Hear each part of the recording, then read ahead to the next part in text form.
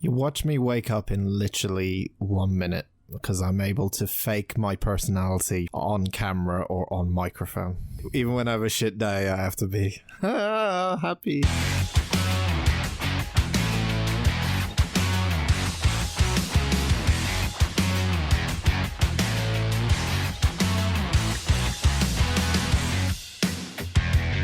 Hello and welcome to episode 61 of the Unusual Suspects podcast. Stop laughing. My name is Dan. I'm a bit poorly today, so I'm trying to force myself to be somewhat welcoming, which I am always, obviously. Welcome to the podcast, but I'm going to be a little bit low on energy, so you've got these two to fucking carry you through this eventful episode of the Unusual Suspect podcast. That is Penny. Hello, Penny. Hey. I can do it. I can carry us. Sure, fine. And way over there, really far away, is Andy.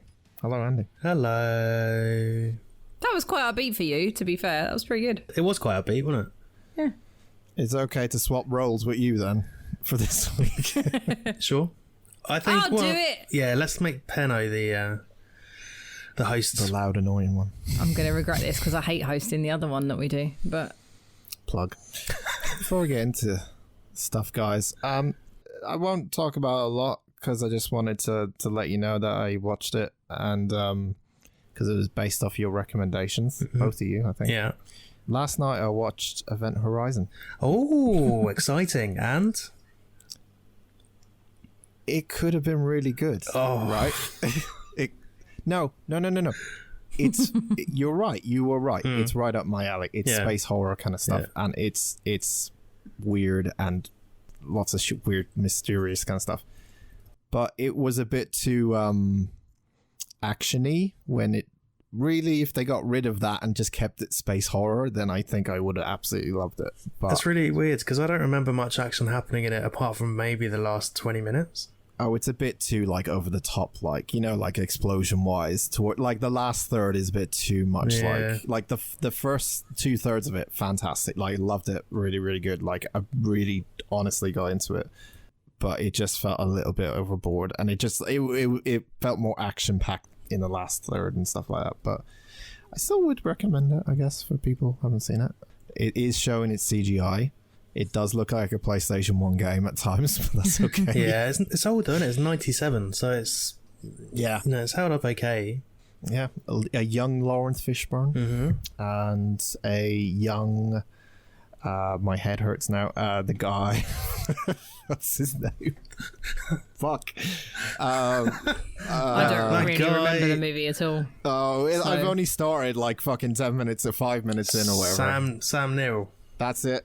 Yeah, there's a lot of like it's good. It's good. But yeah. Do you want another recommendation for a Paul W.S. Anderson film? Are we just having recommend? But you hate Paul W.S. Anderson. I highly recommend Resident Evil Retribution. Oh, fuck's sake, no.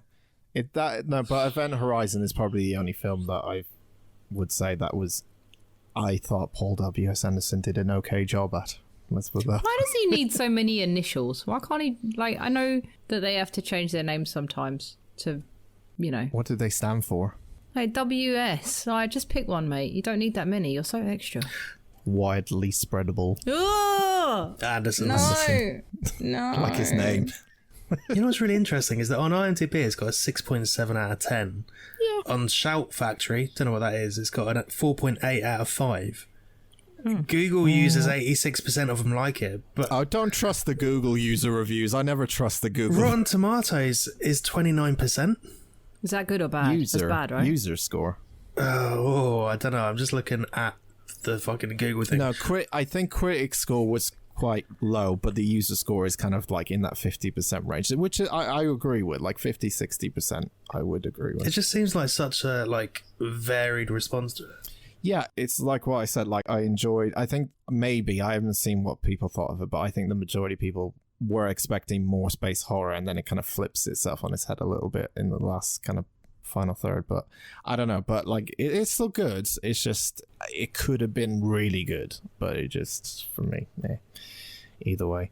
And besides that, I've been reading Lynch on Lynch, which is a David Lynch book about his interviews conducted in the 90s. So that's how I've been treating my headache today.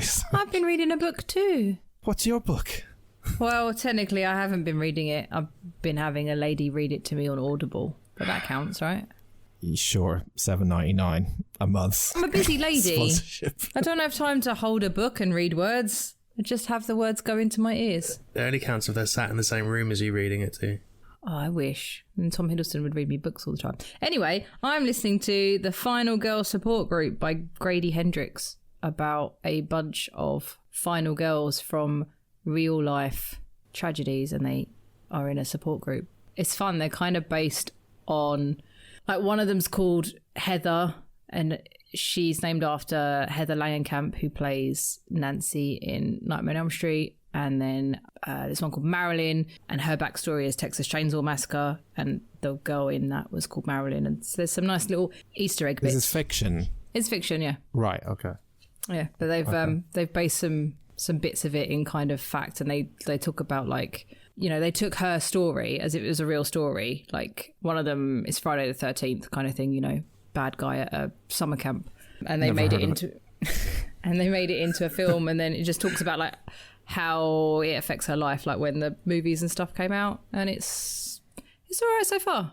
I'm kind of into it. I don't know how far I am in, because I've got 8 hours and 33 minutes left, which means nothing to nobody, but I'm enjoying it so far. So if you fancy that. And Andy's reading Clifford the Big Red Dog. How you find it? Very enjoyable. Is he red enough for you in those books, Andy? Is he red? He is, yeah. Is he big and red Yeah, the enough? colour palette looks better. That's good. Interestingly, though, I have been rewatching Dirk Gently, which is, of course, based on a book as well. So we're all literature experts. Welcome to the book club. Yeah, now it's a reading podcast. Of course, Yeah. the film later on is also based on a book. Oh, yeah. What We're a the Unusual segue. Book Club. So we've absolutely smashed out. People would think we're smart because of all the reading stuff, except half of it we've either watched or listened to. So it doesn't count. And I'm only reading a book because I have nothing else to do. I like to listen to books while I'm brushing my teeth and stuff, rather than reading them. Sorry. Yeah, because my eyes get tired, right? You listen to podcasts. Same thing, innit? Just happens to be a book. No, it's not the same. What? No. It is the same. I feel like I Oh, can it's hold not. a narrative in my head listening to it for like 12 hours. At least if I forget a part of a book, I can go back and reread it. Like, but having to rewind just seems like an absolute fucking ball ache. I don't ever have to rewind. I listened to it the first time round, so I know what's going on. I also like the visualization with books, like Yeah. when you read them, because with audiobooks, you are just concentrating on the person, like what they're saying. When you read a book, it kind of has that, you imagine how it is from the words you're reading, you know? So I kind of like having that experience of visualization, I guess, but maybe I'm just a fucking boring cunt and no one likes me. So either way, I don't know. Either way, Ooh, that escalated quickly. we gotta stop saying. We gotta stop. I think we've said it like legitimately once every 10 episodes, but I don't know. I don't know how people feel about us cursing. But You've said it. It's been you who says it the first every single time. The second you say it, the floodgates open for me, and I'm all in. I don't think I've ever said it. You don't don't have a filter. You definitely have. I feel like I said it about Jamie Oliver, but that was on After Dark. No, you've definitely said it. There was an episode where we all said cunt. Oh dear. Yeah, Dan started it. That's 2 out of 3 today.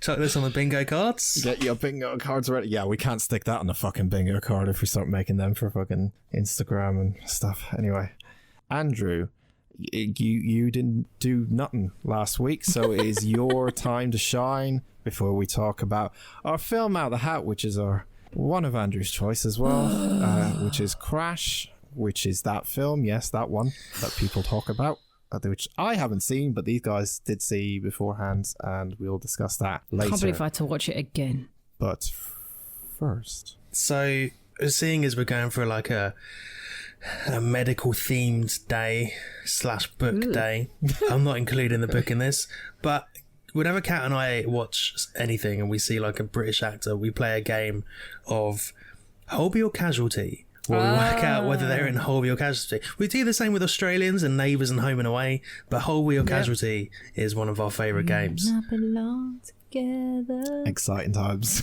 in your house. Not forever and ever.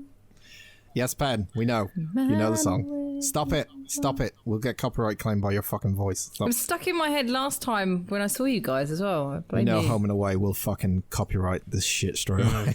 Yeah. Those bastards. Can they do it if it's like a karaoke version? I mean, they'll find a way. Those Australians. Bring it. I'm really fucking Neighbours was better negative. anyway. So I'm sorry. I really apologise how negative I am today, but you're just going to have to get used to it. I'm sorry. Neighbours really was better. But, so Holby or Casualty, I have got a list of British actors, largely British actors, and I'm going to ask you whether they were in Holby or Casualty. We'll turn it into a little game. I'll keep a score. I'll lose. These actors were found by young Catherine. She has left a little comment next to every single one. I'll read out the name, then I'll read out the comment, and we'll just see what the reactions are. What happens if I haven't seen neither show? I will be honest, I'm not sure I've seen either Holby or Casualty, but Okay, right. I used to watch Casualty, but I feel like I only remember Charlie, and he's not going to be on this list because I think all he ever did was Casualty. it's just a guessing game, essentially. 50-50. Yeah. See, he's better at guessing shit. And I'm still going to fuck it up, so you'll be fine. Cool. I can win at something I don't know. Do we want to take it in turns? Or do you want to both? Do you want to shout out? Oh, can we just take it in? I can't. Okay. Just please take it Yeah. in turns. Fair enough. For the love of God. Well, Dan, seeing as you are the poorly boy, Yes. let's start off with Michael Fassbender. Apparently he fell asleep during filming and his spleen was removed. What? No, Catherine. Holby or Casualty? Can I, since I have no idea about either show, can I ask which one is currently the most popular? So to give me some idea. Holby was cancelled beginning of the year. Oh, okay. Yeah. That's a good idea. Casualty, I don't know. They were both on TV for like 20 years, if not more. Right. Sure. Which one, do you know which one was first? Oh, I mean, look. Okay, no, I need some clue, because there'll be people listening going, I have no fucking idea what these two shows, I need to give the audience something. I'm looking out for you. Both TV shows are like medical dramas. They're like the British ER, but not as good. ER was better. Oh, I wish you'd done it with ER. I know all sorts of stuff about ER. So Holby started in 1999. There's 22 seasons. It's got a 5.8 out of 10 on IMDb. I'm more of an Animal Hospital kind of guy. Oh, Casualty started in 1986. Yeah, It's Casualty. got 35 seasons, and it's got a 6 out of 10 on IMDb. Wow. How can something that has got a 6 out of 10 still have 35 seasons? Christ. So we were saying that. Can you just look up like EastEnders then? Because EastEnders has been on for like 35 years. This feels like a Google show. Right, let's carry on. So Michael Fassbender, Holby or Casualty. Right. Michael Fassbender. He fell asleep during filming, and he had his spleen removed. Right. I'm gonna go with Casualty.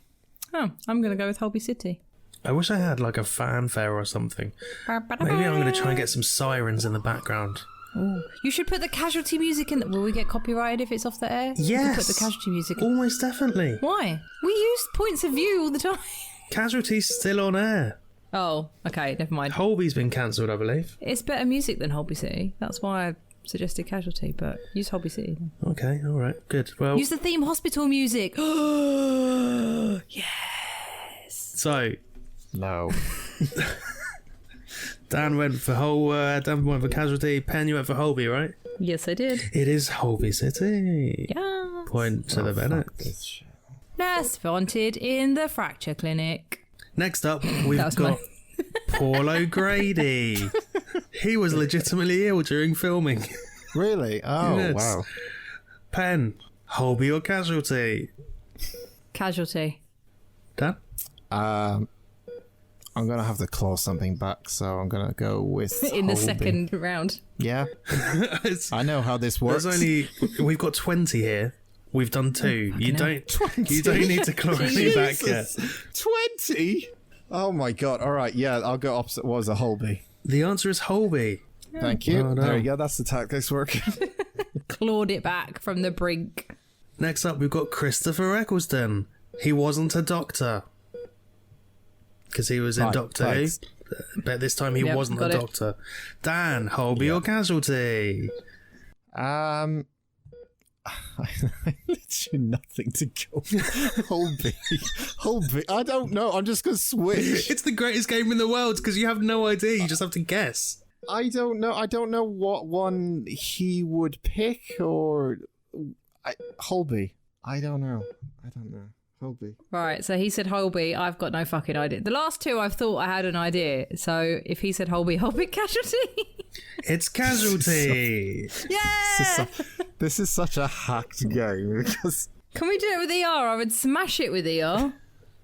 Ricky Whittle, son of Odin in the series. Casualty. It's not your go.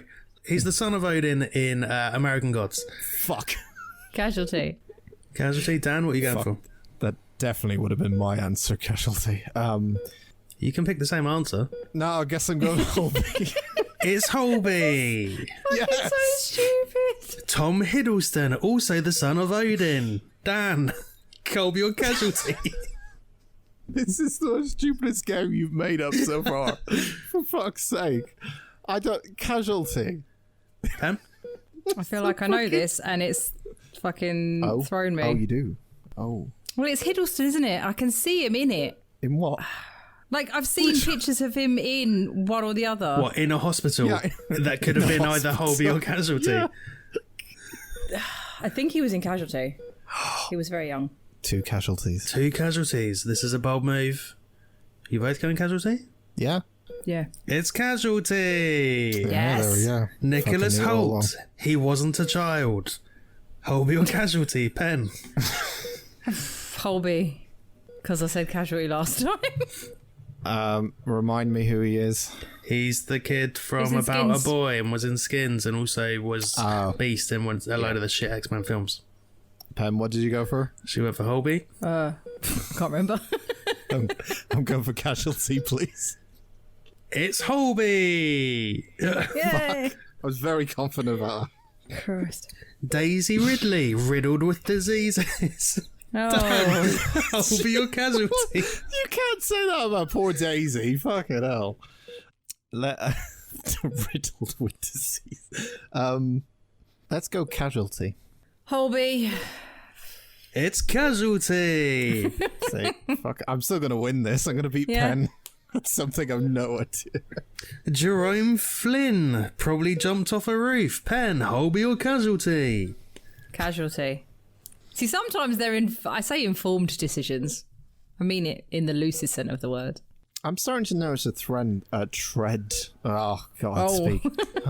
Trend with them. I'm trying to see, like, which are the more famous people star in which one. That's because that's the only fucking clue I've got at the moment. So I'm going to go Casualty on this one. So you're both going Casualty? Mm-hmm. Yes. What was your informed decision, Pam?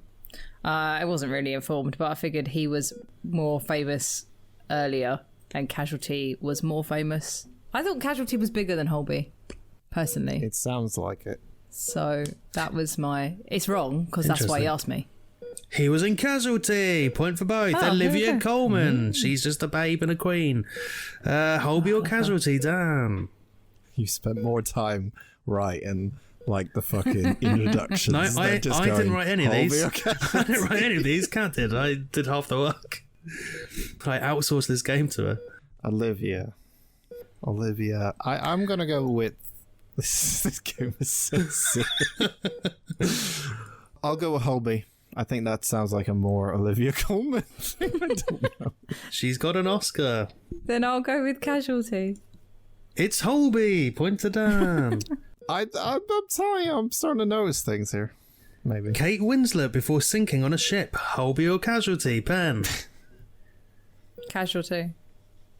Oh, I don't know. Oh. Now, let's make this kind of exciting. Sorry. And it's like, I need to put things in Somebody has to. So Casualty seems to be more right, we think more famous. I'm not trying to get Penn to win here, but I'm trying to think. So I would assume she's in Casualty. I shouldn't have given away my strategy. I would assume she's in Casualty. However, yeah, I could break away here from a couple of points from Penn, so I'm going to go with Holby.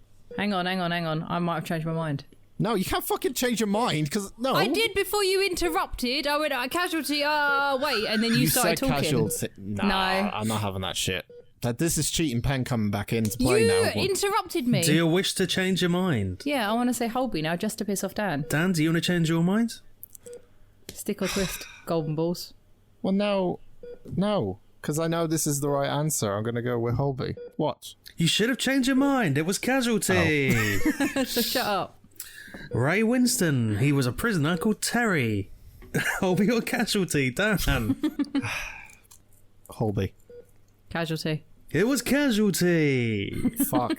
I'm doing a pen. It's slipping away from me. Fucking losing track of where I am. Ramesh Ranganathan. He played a guy called Darren. Holby or Casualty? Pen. Holby. Holby.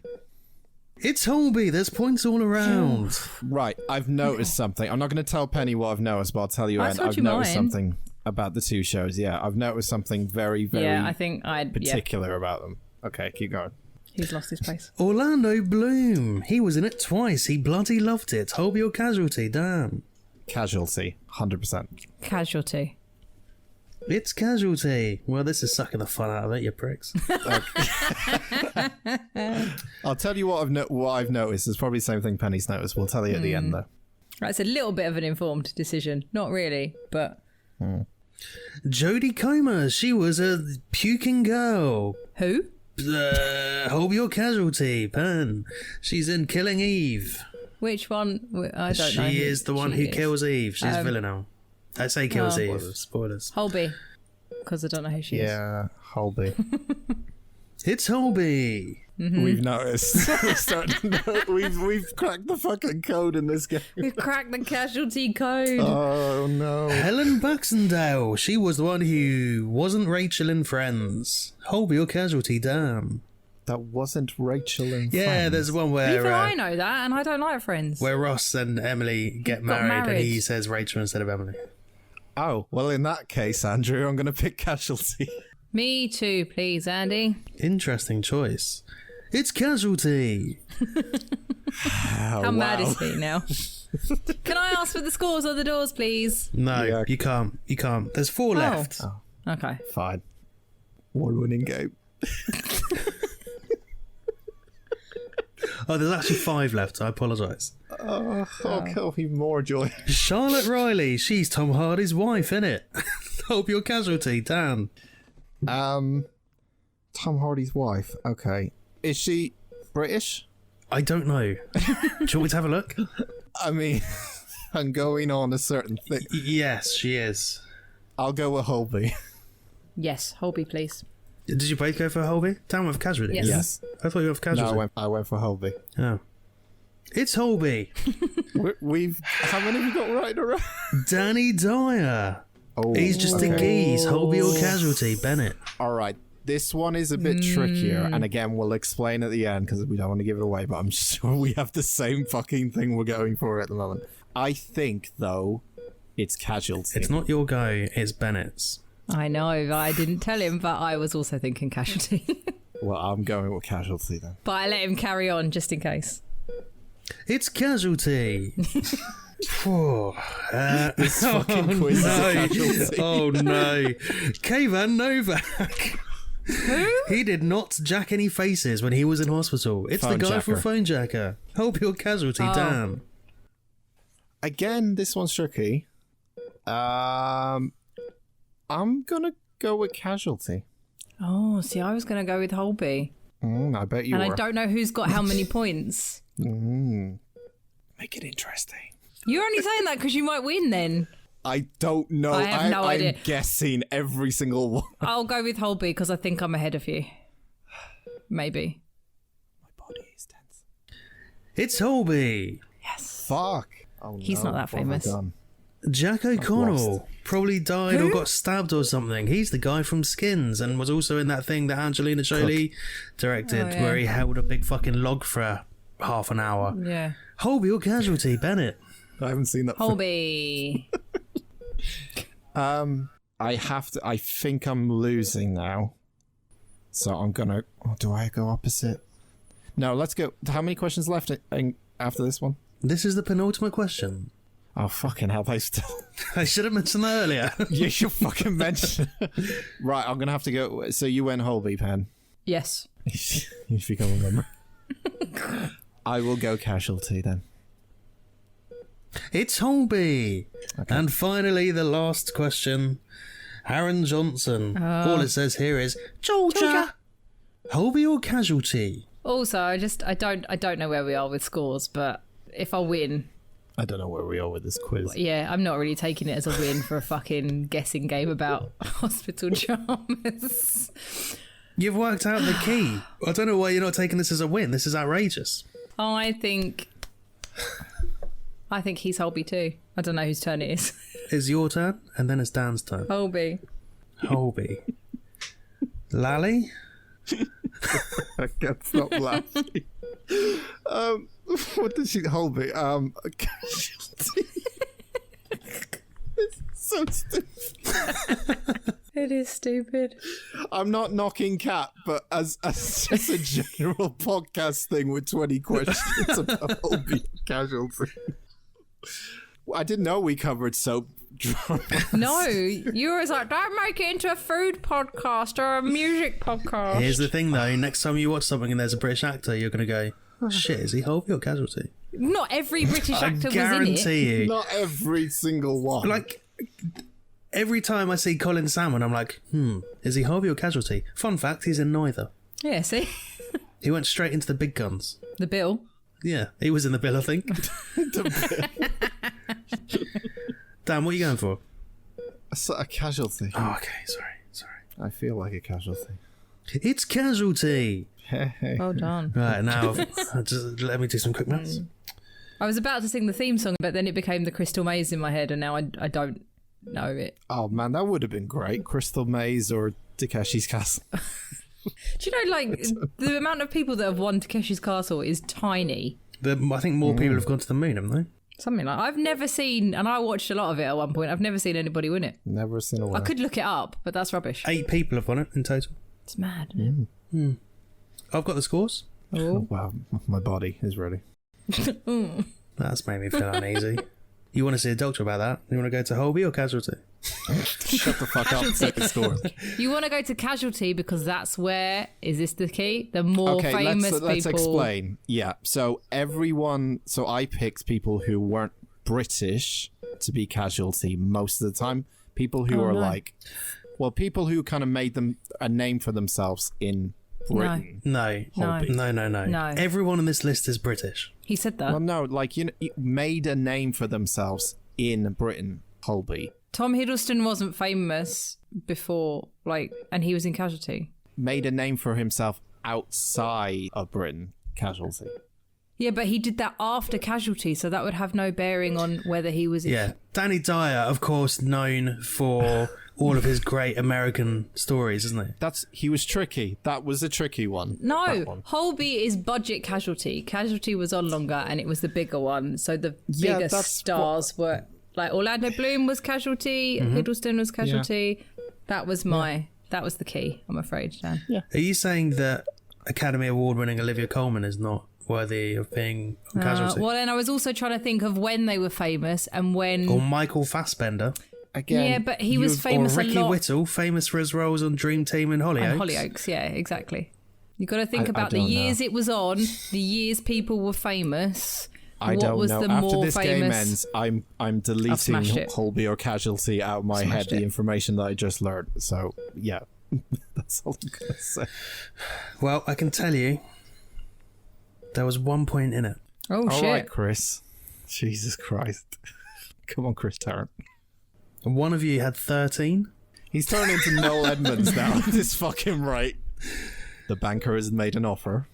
So with... 13 I'm going to say the C word again. Come on, you fucker. Hurry up. With 13 points, we have... Andy, we only got so we need to get like a heartbeat going under this as well. That'd be great. Heartbeat. That'd be another great British TV show. We could do Heartbeat as well. Heartbeat or Crossroads. This would be brilliant. Why have we become 90s TV shows in Britain? Oh my God, say the scores. I'm going to lose my mind. Dan, you had 13 points. Unlucky. I won. Bennett had 14. Somehow she knew that already. Wow, congratulations, Bennett. You won a quiz. Well, I know I said I wasn't going to take it as a win, but the fact that I worked out the key and you didn't, and I feel like my choices were more informed, makes me feel a little bit better about that. So Yeah. I agree with that. So you don't know shit about films, but when it comes to Holby or Casualty, you're the go-to. That's what we've learned today. I know shit about... No, I don't know shit about films. What a great bloody game. I can't wait to do Neighbours or Home and Away. Oh, I don't know if I'd be as good at that one. Yeah, that's going to be the real challenge. Sorry for all our non-British listeners that have no fucking clue or care. Sorry for all the British listeners who do not watch Yeah, sorry Holby or everyone. Casualty. Just apologies. I apologise for nothing. I thought this was great. I'm still going to play it now. I can't wait. But, with one great medical drama comes another. Let's talk about Crash. Oh, the segue. Do we have to? Let's. Right. Yes. Don't shit on it. Come on. You shit on it so much yesterday, don't you lie. No. I can't wait I did. till we replay all of those voice notes you sent. Well, that was the biggest waste of time in this year so far. Because there's no plot. There's just you find out different things they're into, but that's it. As it goes on, what turns them on. That's it. And it just keeps going and going and going and going. But there's no plot.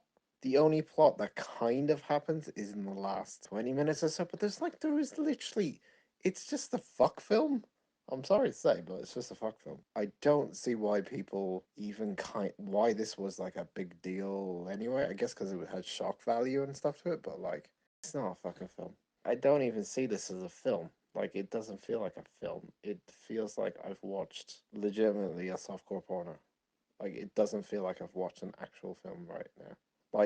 1 hour, 15 minutes. They fuck, they fuck, they fuck, they suck, they fuck, they fuck, they suck. Now the plot begins an hour later, somewhat. And this is such a bad film. I hate it. And I want to put something out there. I was quite negative about it, but what I said to Penny before this podcast started is it hasn't left my head since I watched it, and I thought about it for a bit, so those thoughts will come out later. Anyway, Crash is a 1996 American erotic psychological thriller picked by Andy himself. Why? Just out of a question. Why?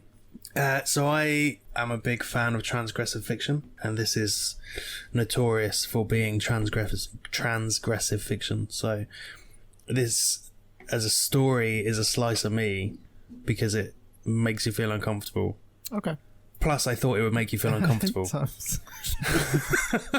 In which case, success, 10 out of 10. I guess for people who don't know about it, I guess I read up some stuff about it because I was the only one out of the three of us who didn't see it before, but I heard about it. I think that it got booed at Cannes Film Festival when it was shown and people were walking out. I think no, Penna. And there was a petition in the 90s to get it removed from the cinemas. Well, that's silly. Yeah. Just don't go and see it. Don't be a dick. It also won an award at Cannes, so at the same time. Most boobs in a film. It won Best Picture. equivalent of Best Picture. Yeah. Yeah. Yeah, it's an artsy film. And you know what Penn feels about artsy films, as we've discussed in the past. I'd rather watch... Sorry, continue. I was just going to say, Requiem for a Dream is an artsy film. I'd watch this all day, every day, rather than watch this again. Yeah, but it's a different... This is very unique, and that's why it's something that I'm still thinking about, because it's very, very, very unique at points.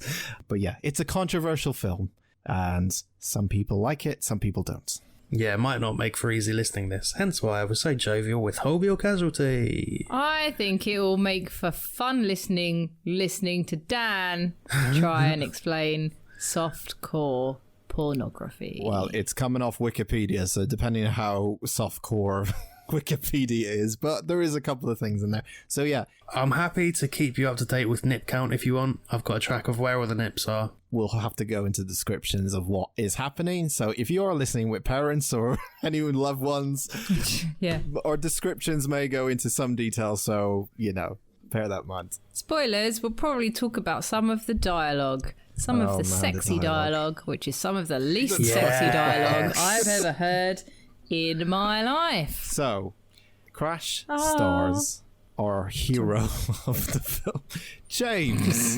Baby James Spader, though. He's so young in this. He is a film producer, and he has a wife called Catherine.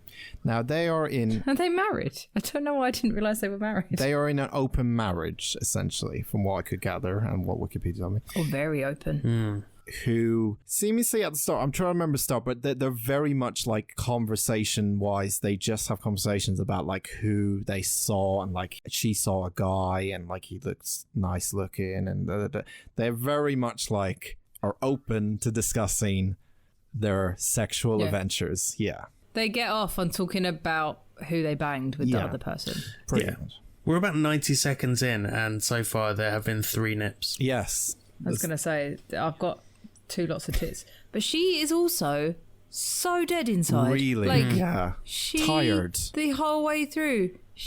There's nothing in there, like, at all. And I don't know if that's impressive or not. That's the thing. The whole time I was like, she feels like she has no energy or something. And I'm like, that's like really good acting, or it's like not trying, but I think it's just really good acting.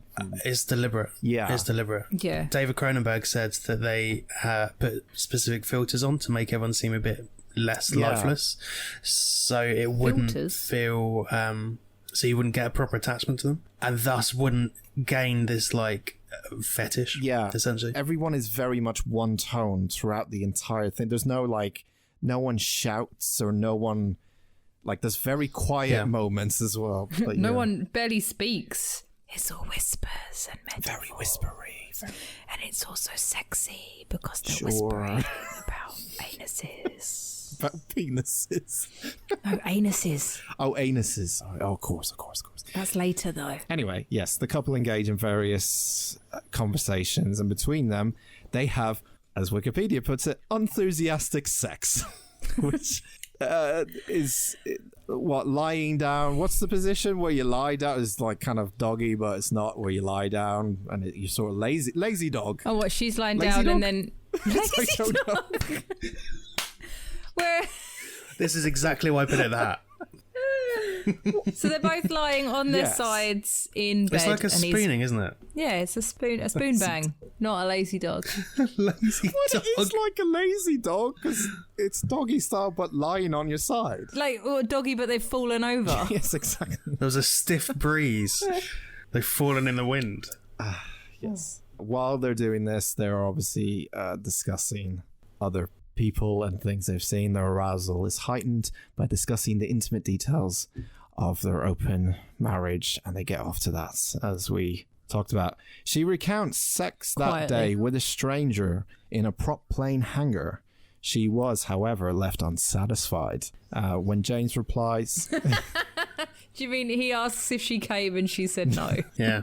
That's how we know that, everyone. Yeah. She asks him the same question, and he's like, we got interrupted. He didn't achieve satisfaction during his sexual encounter with one of his co-workers. Catherine replies, maybe the next one.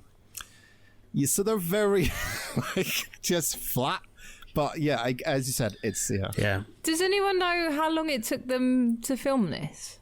What, in terms of production of the whole thing, you mean? Yeah, just because, like, imagine just having to whisper and be like that for the entire time that you're filming. I mean, I gotta be honest, like, it's impressive, like, how much they are like that the entire film, but that's obviously direction and everything, but, like, they really sell that these people are like that. Like, it doesn't, they don't sell, like, they're actors playing a part. It really does give you that kind of firm belief that these are people kind of thing. So, when James is driving home from work one night, he collides his car head-on with another car, killing a male passenger who flies from the car he hits into his car through the windscreen. He's like a meaty torpedo, isn't he? Very much a meaty torpedo. Always wear your seatbelt, people. That's our safety. Oh, that shouldn't make me laugh. Otherwise you'll end up in Casualty. That shouldn't make me laugh, but for some reason, just the casual delivery of, always wear your seatbelt. Just did it. It's a serious thing. Please wear your seatbelt. But also, that delivery was fantastic. If there's anything to take from this film, it's always wear your seatbelt. Always wear your seatbelt. And, nothing else at all. But yeah. So while he's trapped in his wreckage, he sees in the other car This is so fucking stupid. Dr. Helen Remington, the driver and the dead passenger's wife, who then just pops out a tit and exposes it to James while she's still sat in her wreckage, and her husband is dead next to James. And So fucking they just dumb. kind of stare at each other while she has her tit out. Thoughts? It's fucking stupid. We're literally like 10 minutes in. This film is. But there's going to be a lot of that. Sorry, this is the third nip. I miscounted. This is nip number 3. Are you guys just counting the nipples throughout the entire film? Is that what you're doing? Yes. If we're not playing Holby or Casualty, we're doing nip count. Jesus Christ. Cat. It's because he failed with Leak Watch and he knows he can do better with He nip needs count. another thing. Yeah.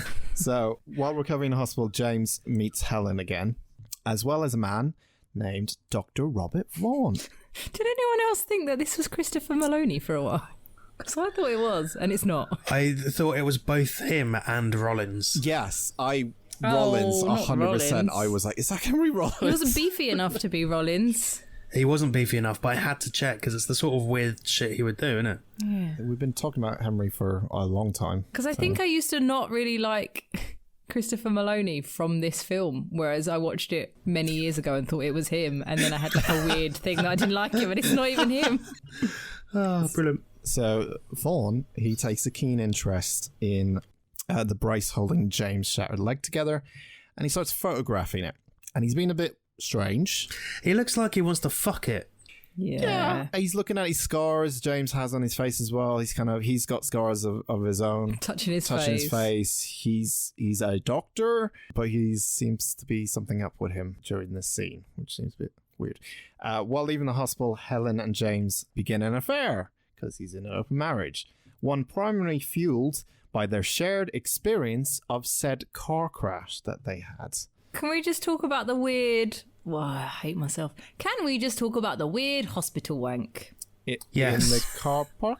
No, he's still in the hospital, and Catherine gets Oh, yes. She's giving some him a lard. Yes. No, she's giving him a bed bath, Oh. and she is casually just jacking him off whilst describing, I think, plane crashes. Yes. She's talking about blood being splattered up the wings and On stuff, the and it's windshield and wings or something, yeah. And it's not sexy, but obviously to her it's sexy. But she's making even like the sexy, I use inverted commas, the sexy bits sound like the least sexy. She talks about lace at one point. And I'm like, you can't even make the sexy bits sound sexy. Like, I just... From what we gather later, I guess Helen is sort of... She later gets off to like watching car crashes and stuff like that. I mean, they all kind of do in a weird way. Helen does that, and James... I thought... See, the thing about this film is I thought James was kind of going to... I started to understand what was coming now after... No pun intended.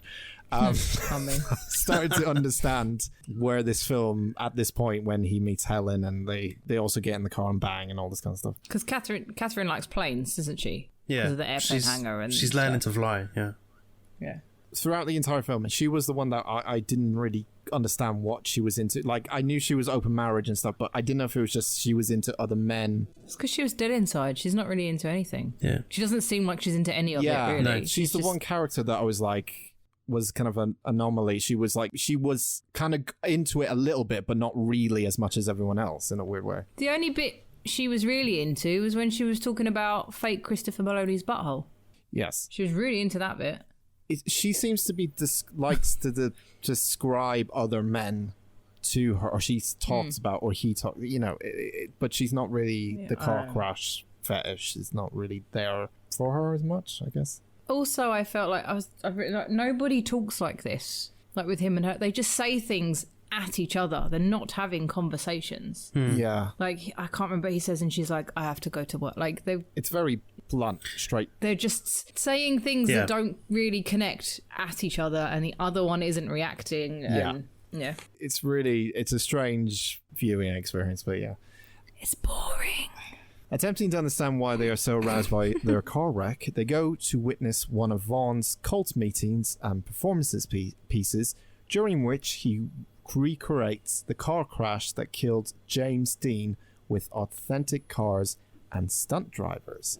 This is a little party in the middle of the road with a bunch of people, and they all kind of, it's like a convention. Do you think this is a thing? Don't know. Do you think this is a thing? I genuinely wouldn't be surprised if it was. I don't think it's to the extent of like, I think there's some people, because who's the guy who wrote this, Andy?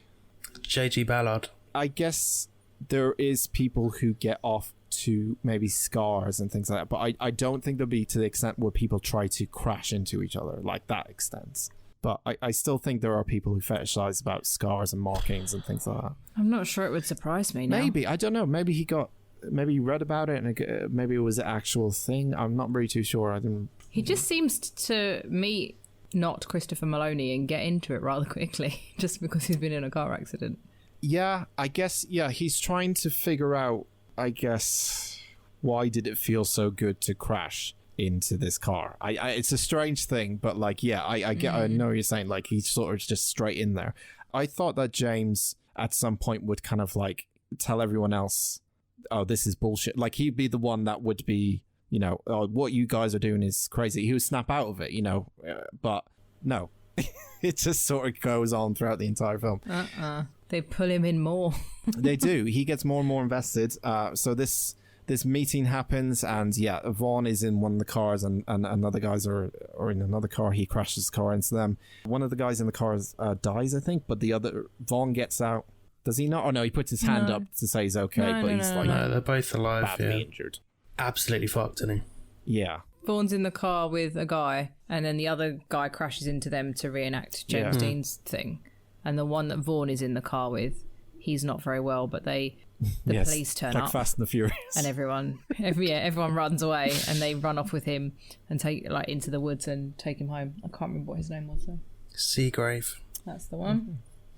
James soon becomes one of Vaughn's followers who fetishize about car crashes, obsessively watching car safety test videos, photographing traffic collisions, and recounting the deaths of famous people in road accidents. I think Vaughn is obviously he's like the leader, but he's very much into like the detail of how, especially famous people, how they got killed, and this is the aftermath, and he has photos, and he's showing James like, look at this photo, isn't it amazing? Or I don't, It's like you're showing him a Playboy, but it's just horrific accidents. They're all, I think at this point, like they're all, sat around watching the crash test, watching TV, this crash test video, and touching themselves all in a room, just literally getting off to it completely. There are so many people in this film that are around other people that are just touching each other, and nobody is bothered. Nobody bats an eyelid. Like, you just sat in a car with someone, and then someone puts a finger up a lady, and you're like, oh, okay, this is fine. Well, when Helen Hunt, why do I keep saying Helen Hunt? When Holly Hunter and James Spader are in the airport earlier on, the first time they're bagging, she's like, oh, it's a quiet airport, no one's going to be around. And you can see dozens of people walking behind them. Like, they obviously don't care. Yeah, she says it's not going to be busy. Yeah. Is it the case of they only kind of look out for each other and don't, because they don't consider themselves like normal people, in the case of like, if you don't like what we like, we don't care kind of thing, or they always look out for each other or something. No, I just think it's a case of they don't care about other people viewing it, because they're just so sexually charged with it. They mention a few times where they're like, oh, anyone could have seen. But it doesn't get them, they don't have that excitement factor about them. They're still doing that performance, like we said, where they're very flat, but you can't really, they say, in a way, they're getting off, I guess, but they don't show it because their performance the entire time is just so, as a flat the entire time. But I think that's a deliberate I'm not criticizing choice by Cronenberg so as not to sexualize it and make it mechanical. So Catherine, whom Vaughn has followed in his car on several occasions, begins to fantasize about him and James having sex. Here we go. Let's ask those questions. Do you want me to keep going? No. We're talking about this. Yeah. Well, what's the questions? Do you think he's circumcised? Have you seen his penis? Have you seen his anus? Is it scarred? Yeah, that's it. What do you think his anus looks like? Describe it to me. How do you describe a butthole? That is one of my notes. But I don't know what she wants him to say. Would you like to sodomize him? And then she describes what sodomy is. Would you like to put your penis into his bottom? They're still fucking at this point, and the nip count This is still 4 during sex. Yeah. because she's hidden away. You can't see it. So Well, they're banging, and she's very clinical.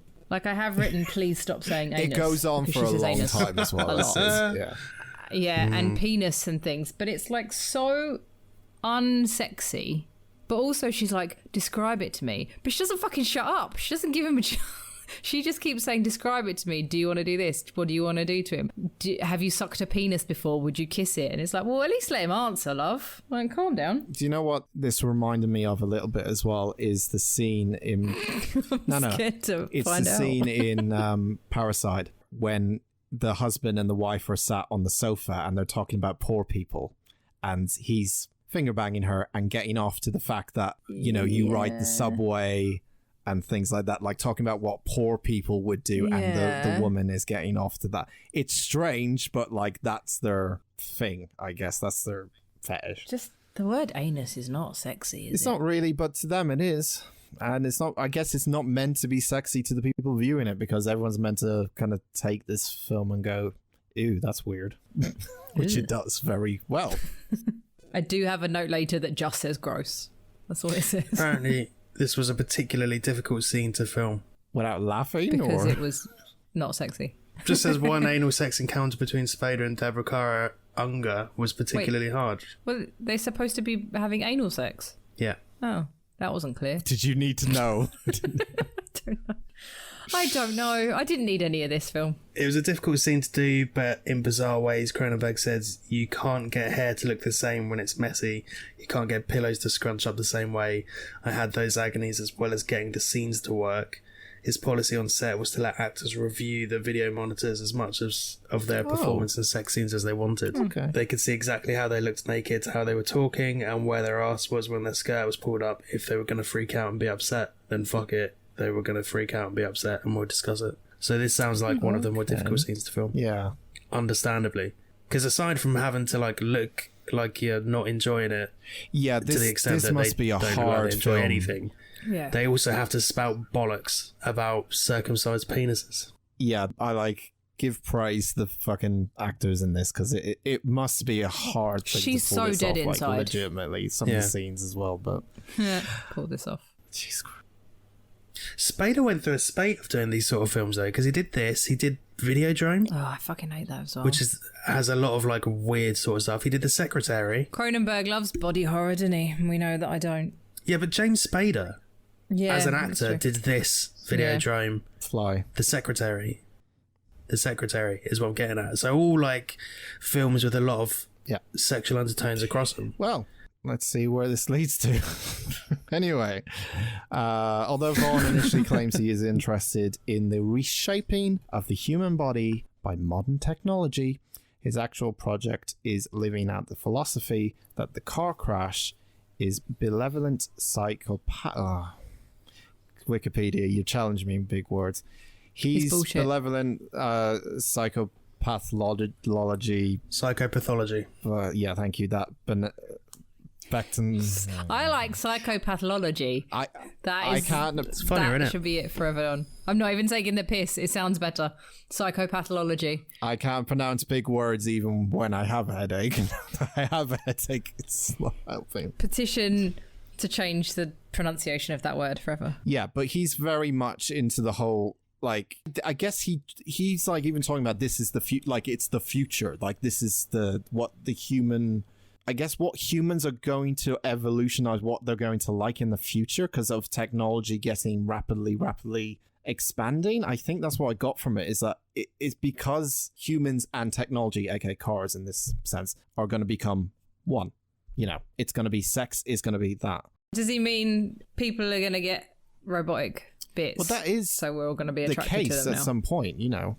I think psychopathology is like a study of mental illness. You said it wrong. I think psychopathology Thank you. is a study of mental illness. It seems weird to say pathology and then follow it up immediately with mental illness.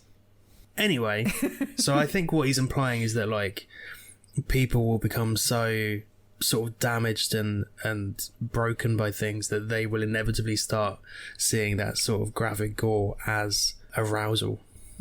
Wait, so this was 1996. I'm pretty damaged. I don't find car crashes sexy. I don't agree with him in the future. Doesn't mean you at that moment in time in 2021 is going to agree. The whole point of it is like for you to go. He's like, everyone's going to get really damaged and sad. I think a lot of us are there. I get what it's saying in a way, but you at the same point, it's like, well, you got to realize that these people are fully into it. Like this is their thing. Yeah. And their brains are so rewired that this is their thing, that even just normal sex to them is not sex. That's like having a conversation with someone to them. That's just a very basic, not even fun thing. Yeah. The way they get off now is through what they do, and that's become their normal sex for them in a way. You're already getting that with too much porn, isn't it? Yeah. You get basic porn and it's got to get worse and worse and more extreme because people get desensitized to that shit. So I can see his point. Imagine, though, if we all came out of 2021 after the pandemic and suddenly turned into this. What, we all want to fuck cars? What? Yeah. Because we're all damaged and sad after the pandemic. And then everyone starts driving again. And then that's it. Everyone's banging in cars. Which, did anyone else just think that was not the best?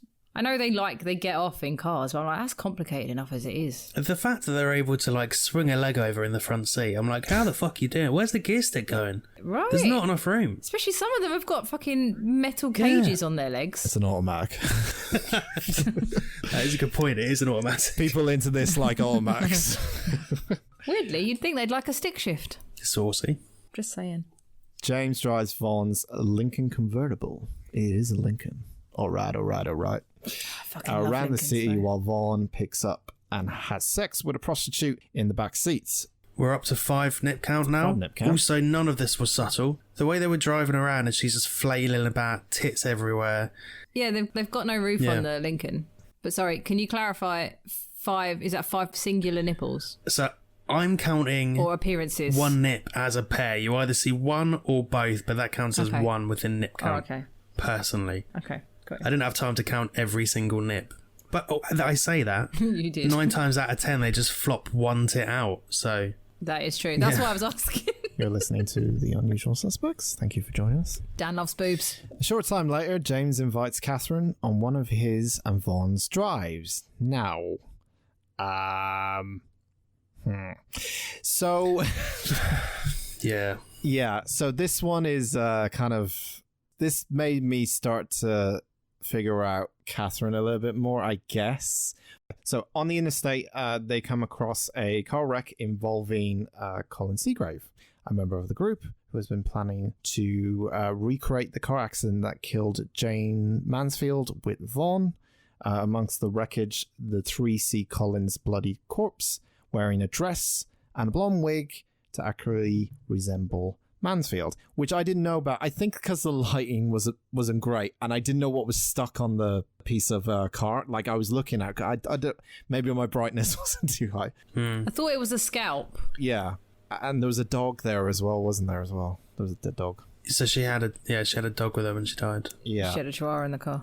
Can you get that close to a car accident that's not yours? This is the bit that seemed fucking weird to me. Like, they just drove next to it and was like, oh, we'll get out and just take pictures and walk around. Like, yeah. I don't understand how they were allowed that close. It kind of had maybe a weird feel. It felt a little bit dreamlike. Like it looks slightly different compared to the rest of the film. Yeah. So I wondered if that's how they got away with it. Because when I was like, you can't get that close to it. But then I was like, oh, it looks different. So maybe metaphors or something.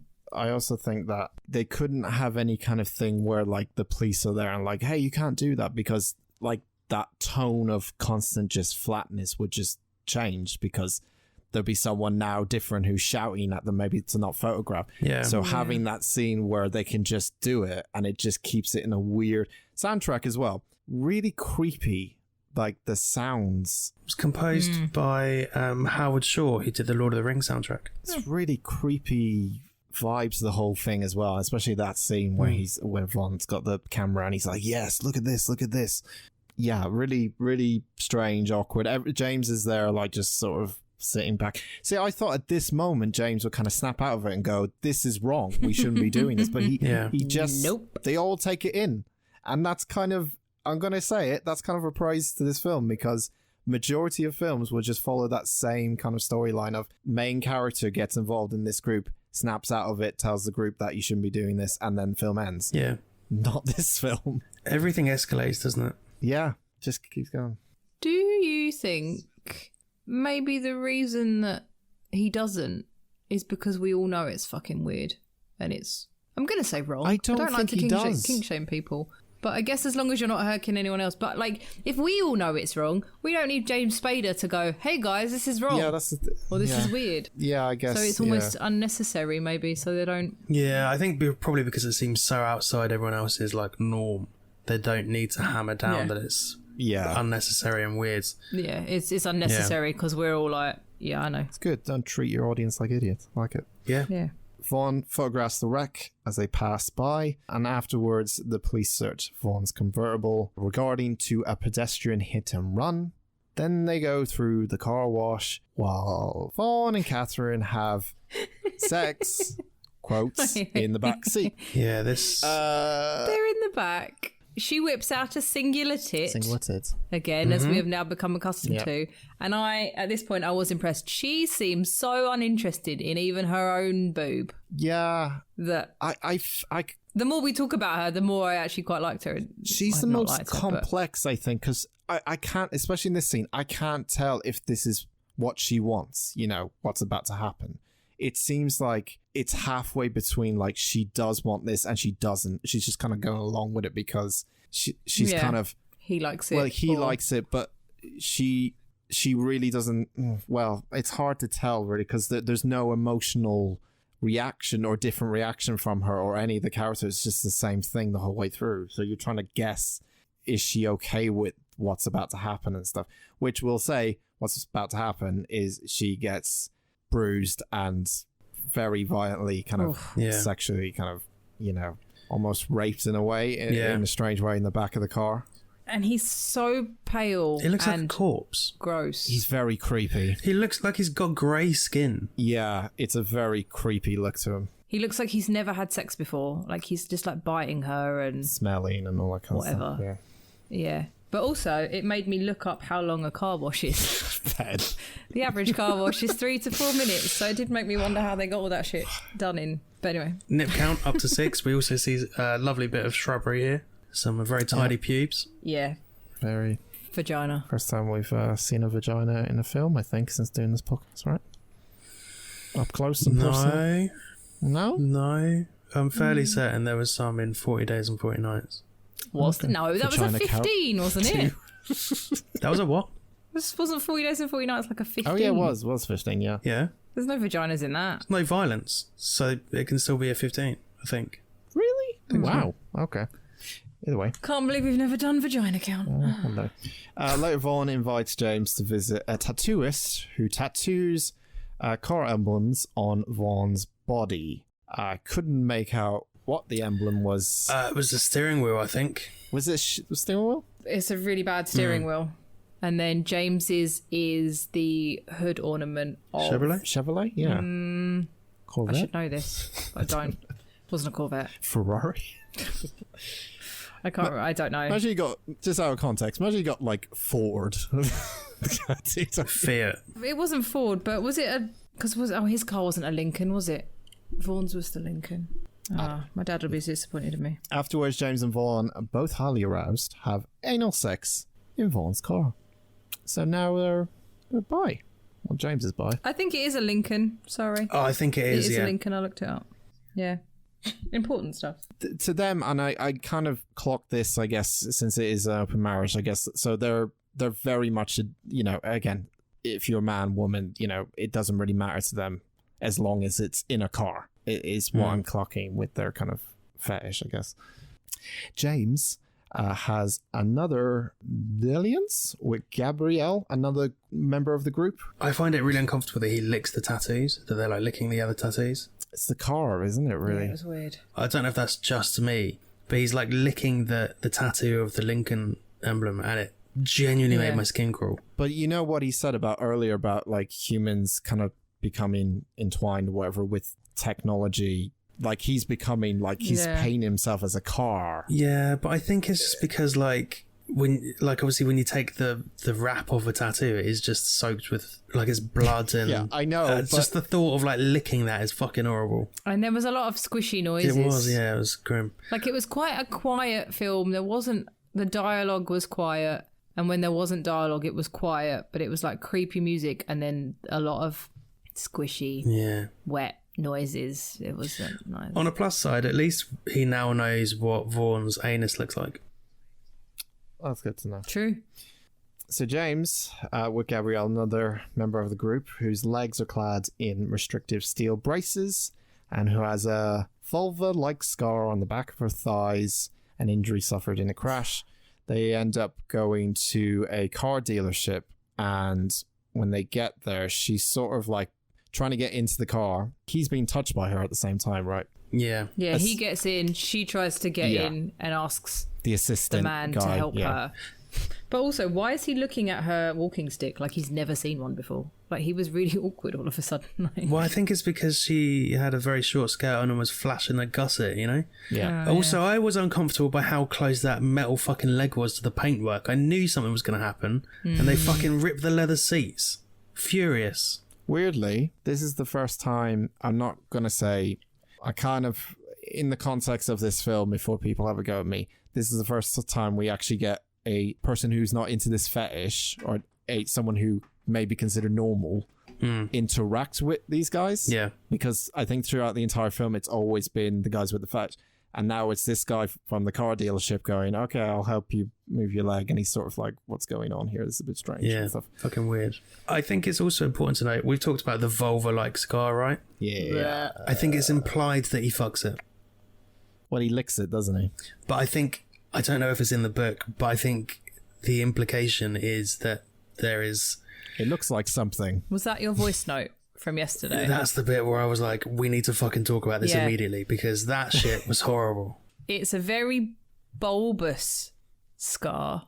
I hate all of this. It almost looks like she's had so much extra skin, they've like pulled it together and stitched it, so it's very big. And yeah, he licks it, and then like he can't fuck it. You can't open it, but I'm assuming he was rubbing his dick along it. Well, I assume that as well, That's but what I got from that. Kat googled it, and apparently there is penetration, potentially in the book. It can't be. But I'm like, how does that work? Because you'd have to cut it open, and then you would have like just you can't. blood and pus everywhere. Oh, it's horrible. Maybe it's different in the book, but there's no way that... This was 1 hour 16, and this was the first time I squirmed. So, And you've seen this already. might say more about me than anyone else. Later, Gabrielle and Helen visit a junkyard and affectionately embrace while lying in a wrecked car, which I thought was kind of sweet. It was very sweet, yeah. It was the only one that was kind of like, I wasn't going, oh, that's too much for me. It was just sort of like a hanging out in the back of a car that was wrecked. But yeah. I was still just like, who chooses to bang in cars? These people. How is she able to move that metal leg? Like, that's the bit that confused me. They find a way. The flexibility she must have in solid fucking stainless steel. Impressive. Vaughn and James go for a drive in separate cars. They are on the highway aggressively pursuing each other. On an overpass, Vaughn intentionally crashes his car, landing on a passenger bus below, killing himself. After Vaughn's death, James and Catherine perform a similar stunt. I totally missed that bit. What? Vaughn does what? He crashes into a bus. He kills himself? Yeah. Yeah. Yeah, no, I missed that bit. What do you mean you missed that What do you bit? mean you missed? I was so bored. They were chasing Penny, each That's your other. excuse with every film. If you're going to do that in every film. Yeah, and I've just written, they're just ramming each other's car now. Is that that's what they're doing? They just drive around and ram each other's car. It's foreplay. Vaughan realises that Catherine is with James, so he screams like a fucking werewolf and plows off the edge of the motorway, lands on a bus and explodes. Oh, I remember the explosion on Yeah. the bus, but I missed what it was because I didn't care. That was Vaughan in his car. Yeah, there was people running good. out of the bus on fire and shit, but Vaughn was like kind of buried deep on top of the car. Like bloody fondue. And again, he sees this, James, and like, I know he's only met the guy, but like, it's very much like, no, oh my God, he's not dead. Like, it's just, oh, he's dead. Like, that's the reaction. Like, that's just a thing. At least I got to see his anus before he died. Yeah. I guess. So yeah, James and Catherine perform a similar stunt, which is towards the end of the film, with James pursuing her on a freeway at high speed. She's in a car, and he's I think he takes he takes Vaughn's car, doesn't he? The wreck, doesn't he? Yeah, he takes Vaughn's car and he paints it the same shit boring burgundy colour that he's driven the whole time, and I'm like, what a fucking waste. What a boring prick. Even Helen was like, you bought the same car as the one you just crashed. Yeah, the same shit brown colour. Well done. I know the majority of the people in the film, but I kind of find it strange, and it really fucking strange, actually. Like, everyone's kind of limping a lot, obviously, because of injuries that they've sustained, like, obviously. But even especially when James drives, it's like it's his first time driving a car. Do you ever, like... They're all over the place. It was very, all over the place. But I guess that's him getting, excited and aroused by the whole entire thing. Like, it was very just handsy. And he looked way too small for that car as well. You think when Vaughan was driving that Lincoln, he looked normal, quote unquote. Yeah. When James is in it, he looks fucking tiny. He does. The steering wheel is bigger than him. Yeah, so I'm wondering if that has something to do with it. I wanted a Lincoln for ages. I wanted a Lincoln Continental with suicide doors, and then I realised I'd probably never be able to park it anywhere. So no, you wouldn't be massive. You bother. Yeah. So Catherine unbuckles her seatbelt as you see James approaching, and then he rams into the back of her car, forcing her to topple down into a grass median. James then exits his car and approaches Catherine, who he finds the car flipped upside down, and Catherine kind of laying next to it. She's covered, not covered in blood, but she's bleeding from the head. She looks like she might possibly be dead, at least knocked out unconscious, but she's fine. I was going to say, she doesn't look well, but she doesn't look well throughout the movie, so it's hard to tell. No, she looks even worse because of it, yeah. James asks if she's okay. She tells him she's not hurt. So they kiss, and they begin to have sex near the wrecked vehicle. She doesn't look like she wants to, though, for once. She hasn't looked like she wanted to in the whole film, in fairness. No, but this is the first, she looks like she's trying to get away. Yeah. As well, which was the kind of first time where she's not just laid there. As they kiss and begin to have sex near the wrecked vehicle, James whispers to her, maybe the next one, as the film ends. And that is Crash from 1996, was it? Sorry, I've completely forgot. Yeah. 1996. I find it really weird that, they're trying to fuck next to a wreck, like a car crash. Because surely someone would have seen that and gone, fuck, we better go help. Oh, wait, there's two people banging next to it. They don't care. I know they don't care, but even, to have that lack of inhibition is admirable. For the sake of the film, you gotta have it like that, right? Because then it would just ruin the tone. If you have someone going, oh my god, they're having sex near the car. Also, the dichotomy between Howard Shore's, score at this point, soaring string sections, and then two fucking nutters covered in blood next to a flaming car crash just fucking is weird. Yeah. It's like a happy ending, but you're sort of sat there going, really? It's really jarring. Sat there going, okay. Pen, what did you think of the film? This is stupid. Well, there you go. I had already seen it at some point in my teens, and all I remembered was the leg fucking with the scar. I thought it was stupid then. When it came out of the hat, I complained because I assumed it was stupid. But then I thought maybe I missed the point. I watched Requiem for a Dream when I was younger and missed the whole addiction story from his mum. I didn't realise diet pills had speed in them. So when I rewatched that, as awkward as that film is, it's still a pretty good film. So I was like, maybe I missed the point with this. I did not. I don't know if it's because I'd already seen it and I knew what happened. Not that I remembered much of it, but I knew where it was going. There was no shock. I mean, when Andy said it made him feel uncomfortable, bits of it made me, but not really, because I just felt absolutely... I was like Catherine, I felt absolutely nothing for this film.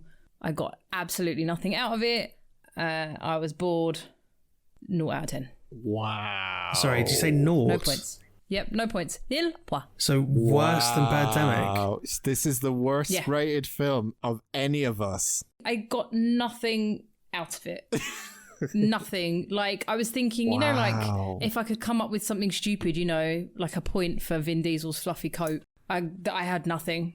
This is like a season finale. I'm genuinely shocked. I don't know what to say to this. You would maybe get a point for the Lincoln, but they kept smashing it up, which I hated because I like that car. Point for the Lincoln. So no. but they kept smashing it up. So I got absolutely. It was an hour and 40 minutes out of my life, and I got nothing. Nothing for me. Did Penn run that petition to get this film banned? This fucking sounds like it, doesn't it? I'm starting to think so. Well, no, you can watch it if you want, but I just thought it was wanky trash. This is you would rather watch Birdemic Emoji Animals Movie United. Animals United over this. Oh, she loved Emoji Movie, in fairness. Oh, yeah, she I did. did like Emoji Movie. Which says a lot. Would you rather watch Drive than this? Drive. I didn't get anything out of Drive either, though. But Drive wasn't You fucking... as pretentious as this, even though I thought nothing happened in Drive. But Drive wasn't as pretentious as this. No, because I can see what. Let's not he's talk trying about Drive. I'll get upset. Stop. Right. It's 0 and new. Like him. I know it's based on a book, but we'll ignore that. But just being like, oh, I'm just going to shock you and be subversive and get fucked.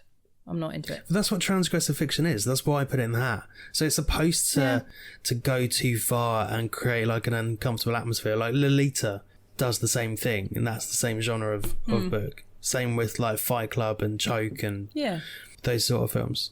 Like I said, it might be because I'd already seen it. So the shock value and all that it going too far, I saw it fucking 15 years ago and I'm over it. I just felt absolutely nothing watching this. Just bored. Andrew?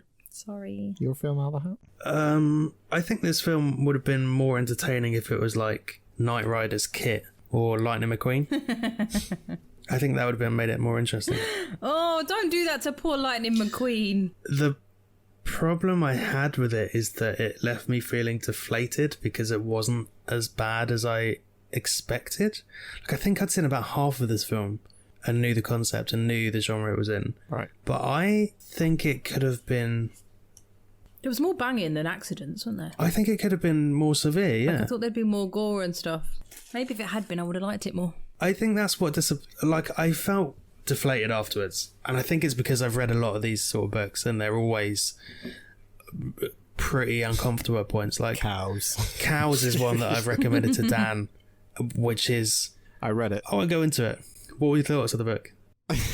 I mean, I get why you recommended it, but it's badly written, but good God, what a story. Yeah. So it's a fine example of that. I think there have been other films that have done similar tropes better. I think because they were so conscious about not endorsing like the over-sexualization and eroticism of some of it, it felt flat. So... I imagine the leg hole fucking, if that is actual wound sex in the book, I don't want to say is better, but have you American Psycho the movie? Yeah. And American Psycho the book is fucking...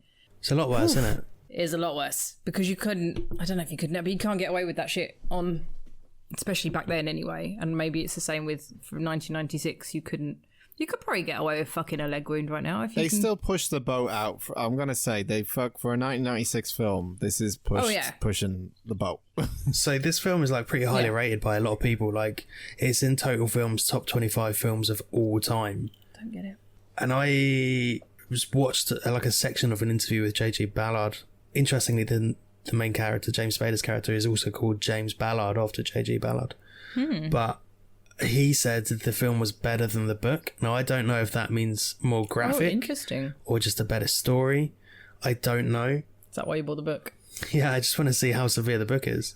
So I did feel a little deflated by it because it wasn't as sort of horrendous as I was expecting it to be. If there was more sort of gore, like Cronenberg, he sort of picked together with body horror and there wasn't enough of it. So disappointed. I went for 4 out of 10 with a nit count of 8. When I watched this 2 days ago, and as you can tell, I wasn't happy about watching the film. I compared it, I think, to just a soft porno with accidents and you did weird market, just shock horror kind of things, but body horror, I guess. But the majority of the film is literally sex, and a bit of talking in between. And it is very, very much comparable to a pornographic soft porn film, literally. However, since finishing it, it hasn't left my head and I've been thinking about the film for quite a bit. I'm going to be honest. I've been thinking about it quite a bit. Told you about thinking. As Penny crosses her arms and goes, fucking 0 out of 10. So I've been thinking about it, and I sort of praise... I like it when people try to do... Like, I'm a big praiser of people going out of the realm of things that a lot of people would consider shit or not good, or taking a chance on something or taking a risk on something. I like it when people do that, whether it be games, movies, music, whatever. I like it when people try something experimental, I guess. This film did get me thinking after I finished it. Initially, first impressions, fucking hated it. I still don't think it's a great film, viewing-wise, like Andy said. You don't get that sense of... You're not going to get sense of enjoyment out of it, but a lot of films, you don't really get a sense of enjoyment out of it. That's the whole point of them. They're meant to be, you know, feeling like crap when you're watching Requiem for a Dream, for example. Makes you feel crap watching it. It's unique, though. It's something unique, because I've never seen a film like this, except for a soft porno, in a way. But, like, you know what I mean? Like, it is technically a soft porno, but it's not, in a weird way. It's trying to, like... It's got a narrative. Yeah. Does it? Or is it just a bunch of bangs and accidents with no through plot? But that's the whole point of it. It's trying to show you how, and I praise the acting in this, it shows you how committed they are to it. And it's so believable that because of their flatness of every delivery line, because all they do is bang and talk about fucking cars and having sex in cars and stuff, it's like a believable group of people. Like it genuinely feels like a believable group of people.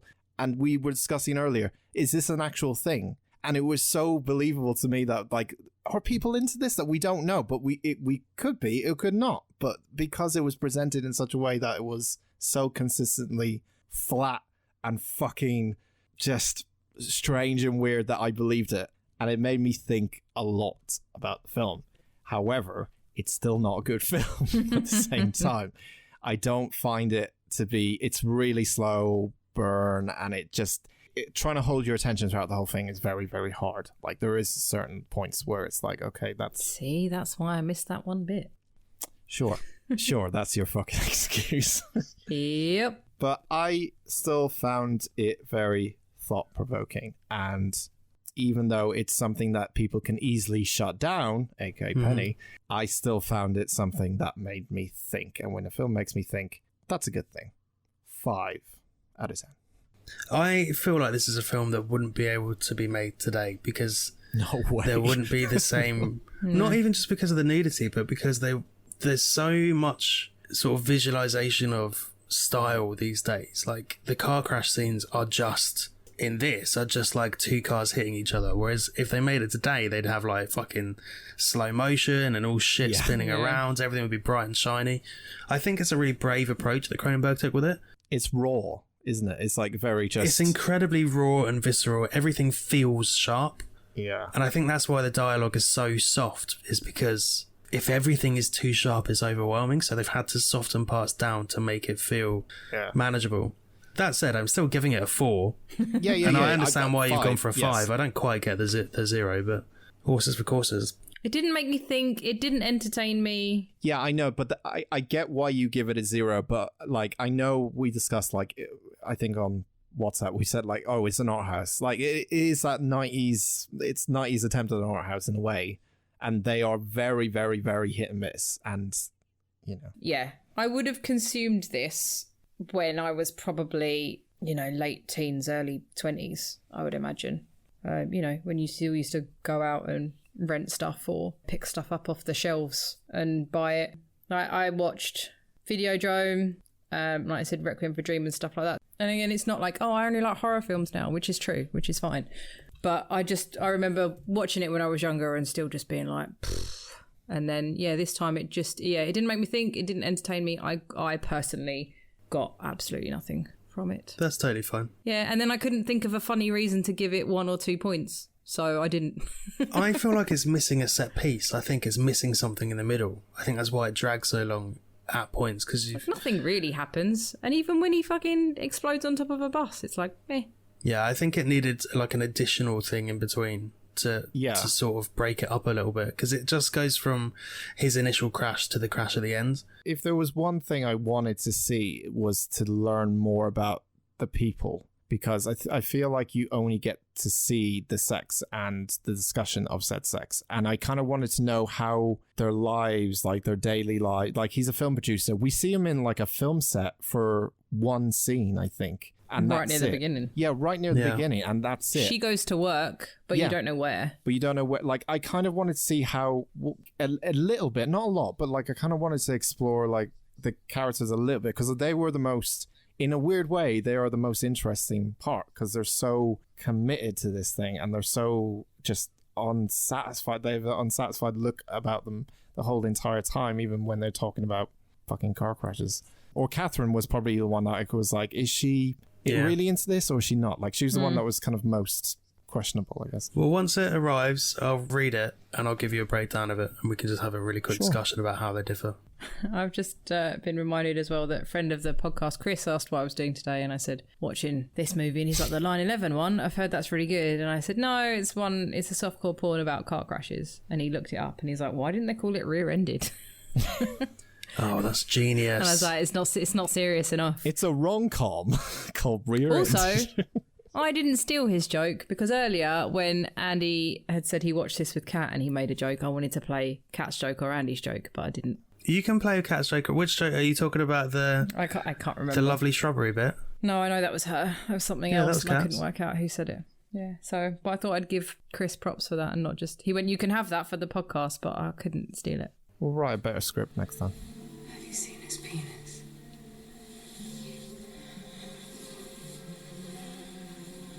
I think it's badly scarred. From a motorcycle accident. Is he circumcised? Can you imagine what his anus looks like? Describe it to me. Anyway, shall we find out what's next down the road? Yes, please. After that, we can't get another 0. I'm just so shocked that we've got a first 0. Never had a 0 before. Never. I don't think she's given a 1, but she's given a 0. So she goes from like 0, 5, 7, 8, 9. 9. I think I've done a 9. You've never done a 3 or 4, or maybe 4. I don't know. It might have been a 4. It might be like 0, 4, 5, 7, 8, 9. Right. Okay. Fair enough. And 7's the average, obviously. So yeah. Yeah, my average. All right. Let's find out what's next, shall we? It's amazing, like Netflix can work out the algorithm of my brain sometimes, isn't it?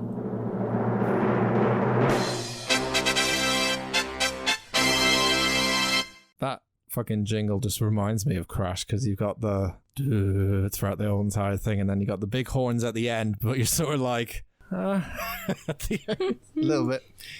It's an Andy film. Oh, This God. could be problematic. Double trouble, if you will. Maybe we'll get another 0. And we are watching in 2 weeks' time for Film Out of the Hats. Please join us.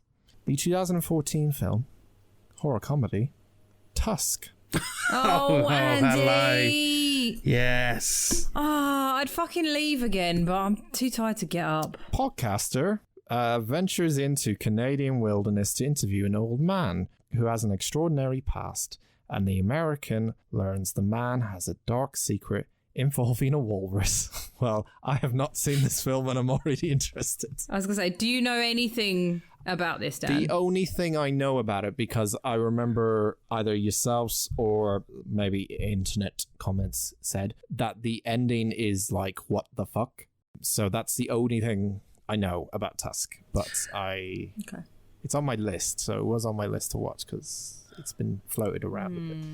Why'd you pick this film, Andy, before we start watching it? So it's directed by Kevin Smith. He used to have a podcast with Scott Major called Smodcast, and on one episode they spitball a movie idea that turns into this, and they eventually crowdsource it, and it becomes the film Tusk. Oh. They spent so long wondering if they could. They never thought about if they should. Yeah.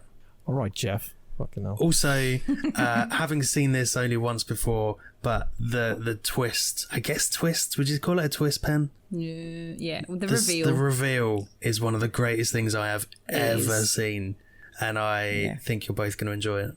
At least one of you will. It's just Guess who? I watched it once. I had no urge to watch it again. 0 But I out of see 10. what you put it in. No, not 0. The reveal is, I want to say stunning, but that's what we got so far. Stunning it is. No, It's it is. honestly one of the best reveals I've ever seen in a film. Yeah. And if you don't want to be spoiled, go watch Task in 2 weeks, by 2 weeks' time. And you can come along for this ride with all of us. My head hurts still really badly. I'm surprised I've lasted this long. Penny, what's our socials, please? You can find us on Instagram and Facebook at Unusual Suspects Pod and on Twitter at Unusual Podspect. I'm at Penny_photopit. Dan talks a lot. Joyce is 21. So you're going to read the book? Yeah, I'm going to read the book. I think it's been shipped, so it should be here before we start recording next time. He's already ordered it. Yeah, I ordered it midway through watching it. Do you want me to give you like weekly updates as I'm going through? I mean, if you Or want. shall I just give you a breakdown at the end? Shall I get the audiobook and we see who does it better or quicker or, I don't know, prove that it's still the same as reading? Well, it's going to be you, because I can't just sit on my arse and listen to it for 12 hours a day. I'm going to have to spend time working. Exactly, that's why audiobooks are great. I can't concentrate to an audiobook and work at the same time. We should learn to multitask, mate. It's not my problem. Oh, I'll fucking remind you of that next time you ask me to do all your work, mate. And that cheery note. Goodbye, everyone, and thank you for Love you, listening. everyone. Wear a seatbelt. Wear I a was going to say, don't seatbelt. get in a car crash. Yeah. But yeah, wear a seatbelt. Wear a seatbelt and don't fuck your wounds. Yeah, that's an important one. Or anyone else's. I've got a wound that looks like a small vagina. Okay, goodbye. Goodbye. End it quick.